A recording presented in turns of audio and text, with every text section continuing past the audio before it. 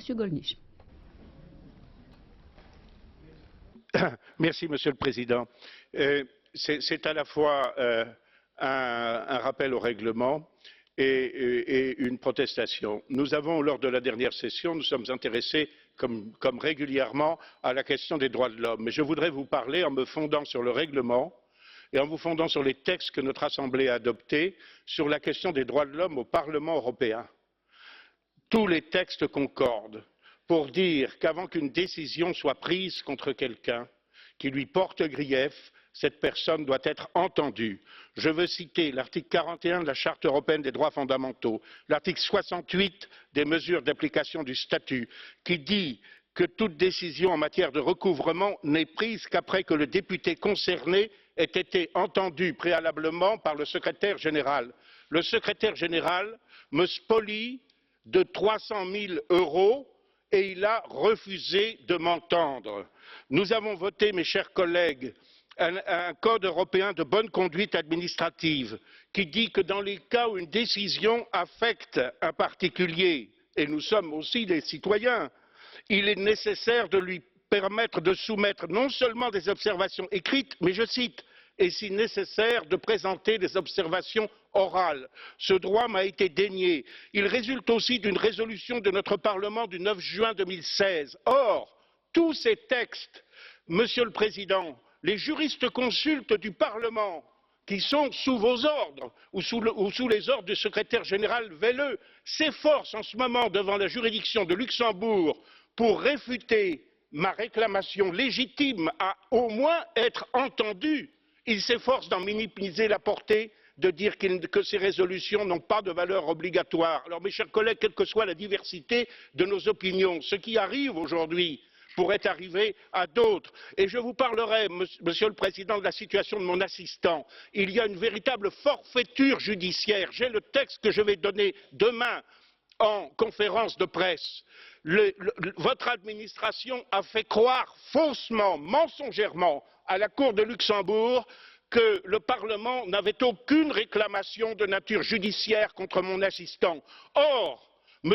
Cléty, directeur général des finances, est venu directement devant la juridiction française pour se faire l'expression d'une plainte pénale contre lui. Nous avons compris votre position, Monsieur le député, nous avons entendu votre protestation, mais nous ne pouvons pas lancer un débat maintenant. Ce n'est pas une assemblée pour cela. Monsieur Tchaikovsky. Vous souhaitez vous exprimer contre, Monsieur Gollnisch, je vous en prie. Je dis très clairement que, conformément à ce qui a toujours été mon attitude, je défends les droits de tous les députés. J'ai notamment défendu les droits de M. Krivine, que j'avais trouvé, notre ancien collègue d'extrême gauche, que j'avais trouvé saccageant mon université à coups de barre de fer, mais dont je déplorais en revanche que député, il ne fut pas admis dans la délégation de ce Parlement chargée des relations avec les États-Unis. Alors, je suis opposé à la violence et je condamne toute violence, d'où qu'elle vienne, dont mes collègues ont pu être l'objet. Mais je pense que ce qu'il faut, c'est ouvrir un débat sur la violence politique en général. Parce que notre collègue nous a fait part de son expérience, mais je pourrais faire part de la mienne. Pratiquement toutes les réunions publiques que j'organisais étaient physiquement agressées par des militants de gauche ou d'extrême gauche déguisés en antifascistes prétendus, alors que je n'ai jamais eu de sympathie particulière pour cette famille politique. Et je n'ai jamais eu droit à la solidarité du Parlement. Je pense par conséquent que nous ne pouvons pas voter l'organisation d'un débat qui comprend déjà dans son intitulé ce qu'en serait nécessairement la conclusion. Ouvrons un débat, mais sur la violence politique en général au sein de l'Union européenne.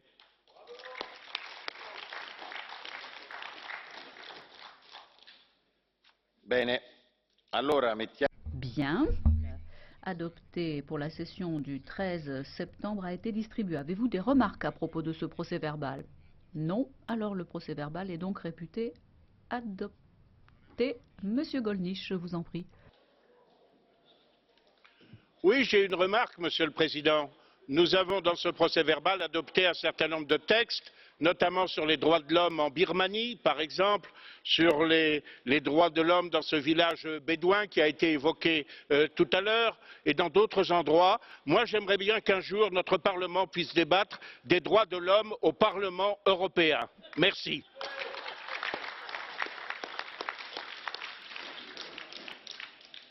Il processo verbale è così approvato. Le procès-verbal est donc réputé adopté.